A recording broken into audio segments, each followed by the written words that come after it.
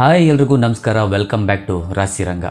ಗೆಳೆಯರೆ, ಸಾಮಾನ್ಯವಾಗಿ ನಾವು ಟಿ ವಿಯಲ್ಲೋ ಅಥವಾ ಪೇಪರ್ನಲ್ಲೋ ಭ್ರಷ್ಟಾಚಾರದ ಸುದ್ದಿ ನೋಡಿದಾಗ ಅಯ್ಯೋ ದೇಶ ಹಾಳಾಗೋಯ್ತು ಅಂದ್ಕೊಂಡು ಸುಮ್ಮನಾಗ್ಬಿಡ್ತೀವಿ. ಆದರೆ ಇಲ್ಲೊಬ್ಬ ರೈತ ಇದ್ದಾರೆ, ವ್ಯವಸ್ಥೆಯ ಕೊಳಕನ್ನು ನೋಡಿ ಅವರು ಸುಮ್ಮನೆ ಕೂತ್ಕೊಳ್ಳಿಲ್ಲ. ಭ್ರಷ್ಟಾಚಾರಕ್ಕೆ ಒಂದು ಫುಲ್ ಸ್ಟಾಪ್ ಇಡಬೇಕು ಅಂತ ಒಂದು ಧೈರ್ಯವಾದ ನಿರ್ಧಾರವನ್ನು ತಗೊಂಡಿದ್ದಾರೆ. ಅವರ ಹೋರಾಟದ ಕತೆ ಕೇಳಿದ್ರೆ ನಿಮಗೆ ಒಂದ್ಸಲ ರೋಮಾಂಚನ ಅನಿಸುತ್ತೆ. ಯಾರು ಆ ರೈತ, ಏನೀ ಭ್ರಷ್ಟಾಚಾರದ ಕತೆ ಅನ್ನೋದನ್ನ ಈ ವಿಡಿಯೋದಲ್ಲಿ ಡೀಟೇಲಾಗಿ ನೋಡೋಣ ಬನ್ನಿ. ಗೆಳೆಯರೆ, ಈ ರೈತನ ಹೆಸರು ರವಿ ಅಂತ. ಹಾಸನ ಜಿಲ್ಲೆ ಅರ್ಕಲಗೂಡು ತಾಲೂಕಿನ ಹತ್ತಿಹಳ್ಳಿ ಗ್ರಾಮದವರು. ಕೇವಲ ಕೃಷಿಯನ್ನೇ ನಂಬಿ ಬದುಕುತ್ತಿರುವ ಒಬ್ಬ ಸಾಮಾನ್ಯ ರೈತ. ಆದರೆ ಇವರು ಮಾಡ್ತಿರೋ ಕೆಲಸ ಮಾತ್ರ ಅಸಾಮಾನ್ಯ.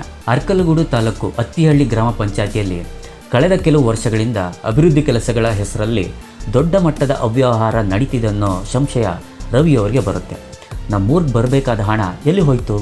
ರಸ್ತೆ ಚರಂಡಿ ಕೆಲಸಗಳು ನಿಜವಾಗ್ಲೂ ಆಗ್ತಿದೆಯಾ ಅಥವಾ ಪೇಪರ್ ಮೇಲೆ ಬರೀ ಬಿಲ್ಲಾಗಷ್ಟೇ ಹೋಗ್ತಿದೆಯಾ ಅಂತ ತಿಳ್ಕೊಳ್ಳೋದಕ್ಕೆ ರವಿಯವರು RTI ಕಾಯ್ದೆ ಅಡಿಯಲ್ಲಿ ಪಂಚಾಯಿತಿಯ ಲೆಕ್ಕಪತ್ರವನ್ನು ಕೇಳ್ತಾರೆ. ರವಿಯವರು ಮಾಹಿತಿ ಕೇಳಿದ್ದೇ ತಡ ಪಂಚಾಯಿತಿ ಅಧಿಕಾರಿಗಳು ಒಂದು ದೊಡ್ಡ ಬಾಂಬನ್ನೇ ಸಿಡಿಸ್ತಾರೆ.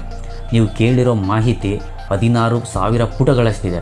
ಅದಕ್ಕೆ ಜೆರಾಕ್ಸ್ ಖರ್ಚು ಅಂತ ನೀವು ಬರೋಬ್ಬರಿ 32,000 ರೂಪಾಯಿ ಪಾವತಿಸಬೇಕು ಅಂತ ರವಿಯವ್ರಿಗೆ ಪಂಚಾಯಿತಿ ಅಧಿಕಾರಿಗಳು ತಿಳಿಸ್ತಾರೆ. ಅಧಿಕಾರಿಗಳ ಪ್ಲ್ಯಾನು ಸಿಂಪಲ್ ಆಗಿತ್ತು. ಅವರು ಕೇಳಿದಂಥ ದಾಖಲೆಗೆ 32,000 ರೂಪಾಯಿ ಕೊಡಬೇಕಾಗುತ್ತೆ ಅಂದರೆ ಅವರು ಎಲ್ಲಿಂದ ತಾನೇ ತರ್ತಾರೆ? ಹಣ ಇಲ್ಲದೆ ಸುಮ್ಮನೆ ಮನೆಗೆ ಹೋಗ್ತಾನೆ ಅಂತ ಅವರು ಅಂದ್ಕೊಂಡಿದ್ರು. ಆದರೆ ಅವ್ರಿಗೆ ಗೊತ್ತಿರಲಿಲ್ಲ ಅವರು ಕೆಣಕಿರೋದು ಒಬ್ಬ ಜಿದ್ದಿಗೆ ಬಿದ್ದ ರೈತನನ್ನು ಅಂತ.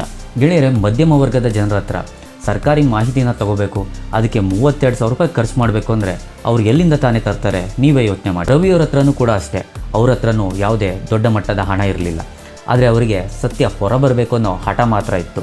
ಅದಕ್ಕೋಸ್ಕರ ಅವರು ಮಾಡಿದ್ದೇನು ಗೊತ್ತಾ? ತಮ್ಮ ಮನೆಯ ಆಧಾರವಾಗಿದ್ದ, ತಮ್ಮ ಕುಟುಂಬದ ಸದಸ್ಯನಂತಿದ್ದ ಹಸುವನ್ನೇ ಮಾರಾಟ ಮಾಡಿಬಿಟ್ರು. ಆ ಹಸುವನ್ನು ಮಾರಿ ಅದರಿಂದ ಬಂದಂಥ ಹಣವನ್ನು ಪಂಚಾಯಿತಿಗೆ ಕಟ್ಟಿ 16,000 ಪುಟಗಳ ದಾಖಲೆಯನ್ನು ಮನೆಗೆ ಹೊತ್ತು ತಂದಿದ್ದಾರೆ.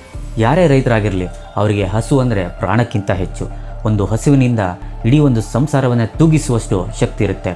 ಅಂಥ ಜೀವದಂತಿದ್ದ ಹಸುವನ್ನೇ ಭ್ರಷ್ಟಾಚಾರದ ವಿರುದ್ಧದ ಹೋರಾಟಕ್ಕಾಗಿ ತ್ಯಾಗ ಮಾಡಿದ್ದಾರೆ ಅಂದರೆ ರವಿಯವರ ಸಾಮಾಜಿಕ ಕಳಕಳಿ ಎಂಥದ್ದು ಅನ್ನೋದನ್ನು ನೋಡ್ಬೋದಾಗಿದೆ.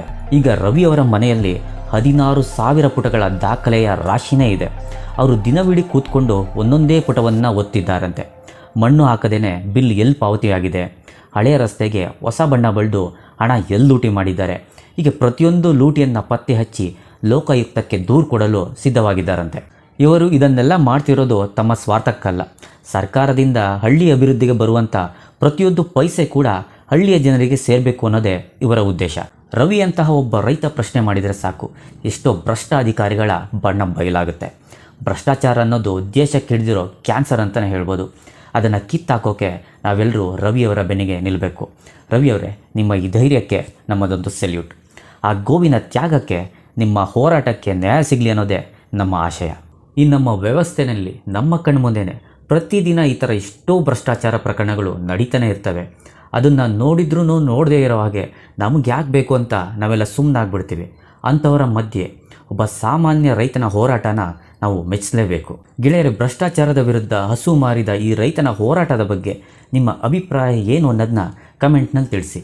ಹಾಗೆ ವಿಡಿಯೋ ಇಷ್ಟ ಆಗಿದ್ದರೆ ಎಲ್ಲರೂ ಚಾನಲ್ಗೆ ಸಬ್ಸ್ಕ್ರೈಬ್ ಮಾಡಿ, ಎಲ್ರಿಗೂ ಶೇರ್ ಮಾಡಿ, ಸಪೋರ್ಟ್ ಮಾಡಿ. ಮತ್ತೆ ಮುಂದಿನ ವಿಡಿಯೋದಲ್ಲಿ ಸಿಗೋಣ.